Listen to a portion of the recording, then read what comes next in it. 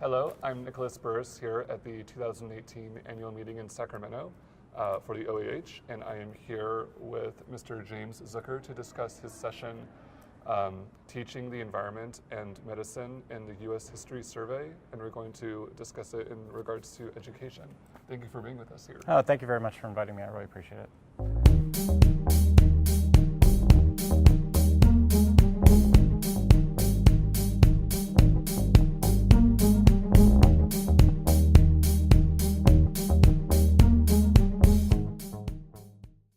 So what are the key takeaways for teachers from your session?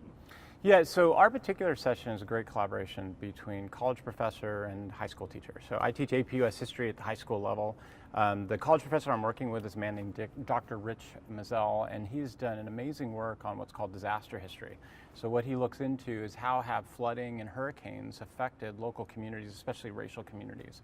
And I think what's so helpful for us at the high school level is that that research helps us to talk about narratives and stories about different communities within America, and it helps us to reach out to our students and really explain how history really is an ongoing story for these different communities. Yeah, that seems very relevant for today, especially after hurricanes and what's been going on in Puerto Rico and stuff like that. Yeah, absolutely, and I think one of the things that makes it so relevant for the students is that, for most students coming into an AP US history course at the 10th or 11th grade, they're going to look at something like the environment as just the environment. But what Dr. Mazzell does a great work on is that he shows how that environment affects the social history of communities, and that in many ways the communities themselves affect the environment because the communities have their own history coming into those environmental reactions, and they kind of show how over time that creates an ethnic identity within that kind of context. Very good.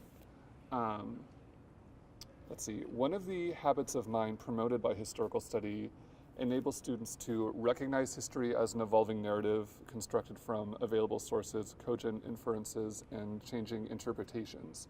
How do the ideas or materials discussed in your session incorporate and foster this habit of mind? Yeah, so I'll be honest, when I was asked to do this presentation originally as a AP US history teacher at the high school level, there's so much we have to cover and we have a very short period of time to do it. So originally when I found out that I was going to be somehow implementing the idea of environmental history into the US survey, I was a little reticent. And then I started reading not only Dr. Mazzell's work, but the work he relied on. And what was so interesting about it was that it really dived into the stories of people, especially in this particular case, and in his particular case, African American history, in showing the story of the communities about how after Reconstruction they settled along a lot of these rivers because they had to in order to get land and survive, and they created really a legacy and a story that's very much an issue of pride for them over time, because in the midst of poverty and just coming out of slavery, they created communities that they passed on to their children, their grandchildren, and so really settling down next to these rivers was not settling down to a river. It was about community identity. And so now when I go into the classroom and I teach to the students, now I can actually talk to them about how settling next to a river and having to face hurricanes is not just about the environmental issues, it's about ethnic identity, it's about what you pass on to your kids, it's about the effects of that. And that really brings it alive for the students.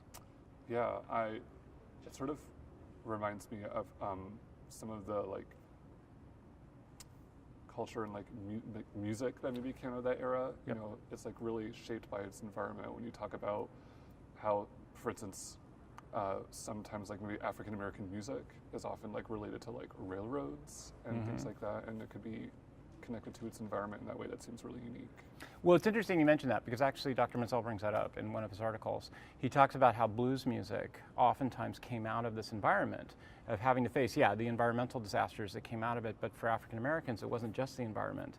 It was the environment and then the social impacts and the inequalities that gave rise to something like blues music, which is an expression of the community's sorrows and pains, but also their ability to overcome that and work to create that identity for their children. Very interesting. Yeah. Another habit of mind invites students to discern differences between evidence and assertion and to frame useful and appropriate questions about the past. What specific questions might teachers use to structure lessons around ideas/materials in your session, and how might students use these materials to frame their own questions? Now, it's a great question. I think one of the things that's been going on for a long time now at higher levels of learning, but we're bringing down to the high schools to explain to kids, is what evidence is appropriate for backing up arguments. And I think for a lot of students coming into our class, the first place they want to go with evidence is their own personal story. And one of the things we've always tried to really tell them about is that you need to go broader than that. You need to be able to think at a larger level, and we need to provide bigger pieces of evidence. Provide general examples or maybe empirical evidence or surveys or whatever. But I think in history a lot of times now we're going back to that personal example. And we're really asking, you still have to go outside and get the general evidence, but sometimes the personal narrative of a particular community informs us. And it gives us a perspective, a different perspective from our own. Right. And so it's good to get things like oral history or to look into a particular community's history and inform our opinions, so then we can look at the broader perspective as well. So I think it opens up a great discussion and debate in the classroom for the students about what types of evidence are there. And every piece of evidence is going to have its ups and downsides. So it's more now a question of personal evidence versus general evidence. What are the advantages and disadvantages? Sure. Yeah. Have there been any motions to maybe help students go out and collect oral history or things like that have been going on? Yeah, actually at the high school level, it's tough. Right. Because you're talking about limited amounts of time, and sometimes we're working towards national tests, or we've got events going on at the high school, and so it's hard a lot of times to get students to go out and do that. But today there's a real push within high schools, public high schools and private high schools, for students to do project-based learning. And so a lot of times what we'll do is we have the kids go out and interview their grandparents or their parents, or they interview people in the community. I know one of the teachers at my school teaches African American studies. He has the students go out during the semester and interview people in the local community, and then they make an iMovie documentary by the end of the semester where they compile together those kinds of sources. So I think there's a lot of really fertile ground these days for doing that kind of research for students and getting them into that sort of habit of mind. Yeah, I definitely remember in high school being asked to interview my grandmother. She was a French immigrant, and Oh, wow. we were supposed to interview her about the American dream, essentially. Yeah. And that sort of seems to be related to what you're referring to. Yeah, exactly. Yeah. What question do you wish teachers would ask you about the ideas/materials you presented, and how do you respond to that question?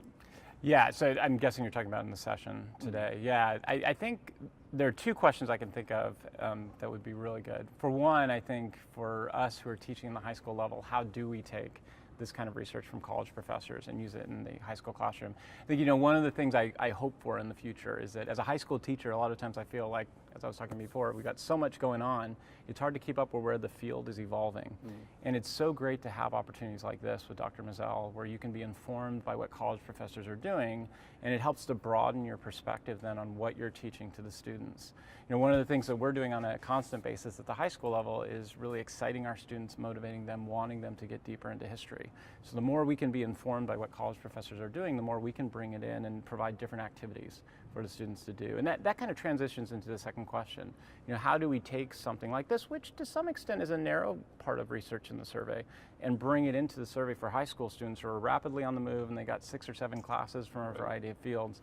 And so today I hope during the session that I provided several specific practical ways teachers can do that. And if there are high school teachers in the session, I'm hoping they'll be able to ask questions about those practical ways. Right. Well, that is all the questions I think we have. Thank you very much for sitting here with us today. Thank you for the opportunity. I really appreciate it. Great.